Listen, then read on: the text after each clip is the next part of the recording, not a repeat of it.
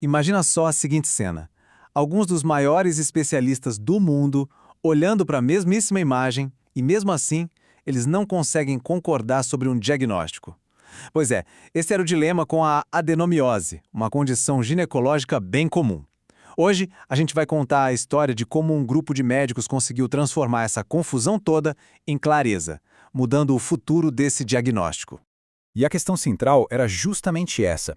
Como pode uma condição tão comum ser tão difícil de diagnosticar de um jeito consistente, a ponto de até os médicos mais experientes baterem cabeça? Para a gente entender como eles chegaram a uma solução, a gente precisa primeiro mergulhar na raiz do problema.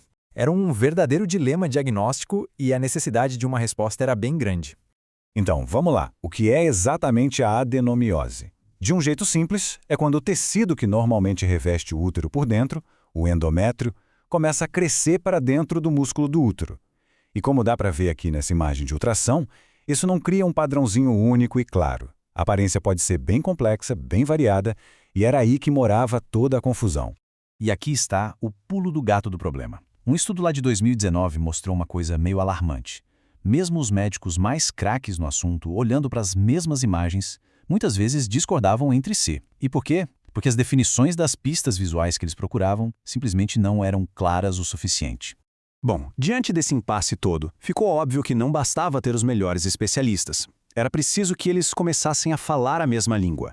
E isso leva a gente para a próxima parte da nossa história, a busca por um consenso, por uma linguagem em comum para fazer o diagnóstico.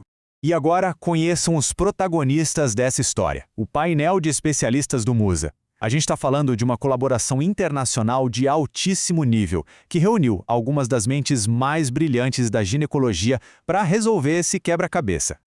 E qual foi a ferramenta que eles usaram? O procedimento Delphi. Pensa nele como se a gente juntasse os melhores detetives do mundo para eles finalmente concordarem sobre o que cada pista numa cena do crime realmente significa. Mas tudo através de um processo super organizado de debate e votação. E o processo foi super meticuloso, dividido em 3 rodadas. Na primeira, os especialistas viram vídeos para apontar exatamente quais características visuais causavam mais dúvida. Na segunda, eles olharam para fotos e votaram em novas definições para essas características. E por fim, na terceira rodada, todo mundo se reuniu online para debater os pontos finais e, finalmente, bater o martelo no consenso. E essa imagem aqui ilustra o processo na prática. É um print da tela que os especialistas realmente usaram. Isso deixa tudo muito mais palpável, né? Dá pra gente ter uma ideia de como eles iam registrando as dúvidas e opiniões passo a passo. Com o processo já rolando, o foco agora era lapidar as ideias. É fascinante ver como, rodada após rodada, aquelas definições vagas foram se transformando em ferramentas precisas de diagnóstico. O interessante dessa citação, que veio da primeira rodada, é que ela vai direto ao ponto. Os próprios especialistas confirmaram. O problema não era a falta de habilidade deles, mas a falta de clareza nas regras. Era como se a régua que eles usavam para medir estivesse toda torta. E essa é a grande sacada do procedimento Delphi. É um processo que se aprimora. O feedback de uma rodada não era jogado fora. Ele moldava diretamente as definições que seriam testadas na rodada seguinte. Era uma construção coletiva, em tempo real, para refinar a linguagem do diagnóstico. E todo esse trabalho minucioso levou a um grande avanço. Um verdadeiro momento de eureka que iria mudar de vez a forma como a adenomiose é diagnosticada. A solução que eles encontraram não foi só um ajuste fino das regras antigas. Foi uma forma completamente nova de enxergar o problema. Os especialistas criaram uma nova estrutura classificando os sinais visuais em 2 categorias bem distintas e muito mais lógicas. Aqueles que mostram a doença diretamente e aqueles que mostram a reação do corpo à doença. E aqui está essa nova distinção poderosa. Os sinais diretos são como ver a doença em si, a prova do crime, digamos assim.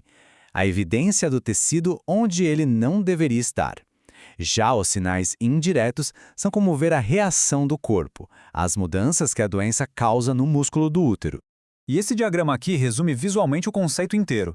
À esquerda, a gente tem os sinais diretos, a prova física da doença, como os cistos dentro do músculo. E à direita, os sinais indiretos, a consequência da doença, tipo a mudança no formato geral do útero, que fica mais arredondado, mais globular. Vamos pegar um exemplo concreto de sinal direto: os cistos miometriais. A nova definição é de uma simplicidade genial: espaços císticos arredondados ou ovais de qualquer tamanho. Isso acabou de vez com aquela ambiguidade antiga sobre qual tamanho importava ou não. E aqui a gente vê exatamente isso numa imagem real de ultrassom. Aquele pontinho escuro marcado com o número 6 é um cisto miometrial. A definição abstrata ganha vida, se torna algo concreto e visível. Agora, um exemplo de sinal indireto, o útero globular. Aqui a definição não descreve uma lesão específica, como um cisto. Em vez disso, ela descreve a mudança na forma geral do útero, que se torna mais esférico, como uma reação à presença da adenomiose. E essa imagem nos dá uma visão bem clara de um útero globular. O contorno que está destacado em branco mostra como ele perde seu formato normal e fica mais arredondado, mais bola. É uma mudança na arquitetura do órgão, um sinal indireto, mas muito importante. Ok, então depois de todo esse processo fica a pergunta: por que isso importa? Por que todo esse esforço para refinar definições e criar categorias novas é tão crucial no mundo real para os médicos e para os pacientes? Essa tabela de antes e depois resume tudo perfeitamente. A gente passou de definições ambíguas para definições claras, de nenhuma classificação para um sistema útil de sinais diretos e indiretos, e o mais importante, de diagnósticos inconsistentes para um diagnóstico muito mais padronizado e confiável. E esse é o grande legado desse trabalho. Ter uma linguagem clara, padronizada, é a base, o alicerce sobre o qual todos os futuros avanços em tratamento e pesquisa vão ser construídos. Sem isso, a ciência simplesmente não consegue avançar de forma confiável. Isso nos deixa com uma pergunta muito poderosa para o futuro. Agora que a comunidade médica mundial tem uma linguagem comum para adenomiose, de que forma essa clareza vai acelerar a busca por novos tratamentos e aprofundar o nosso entendimento dessa condição? O caminho para a inovação, agora sim, está aberto.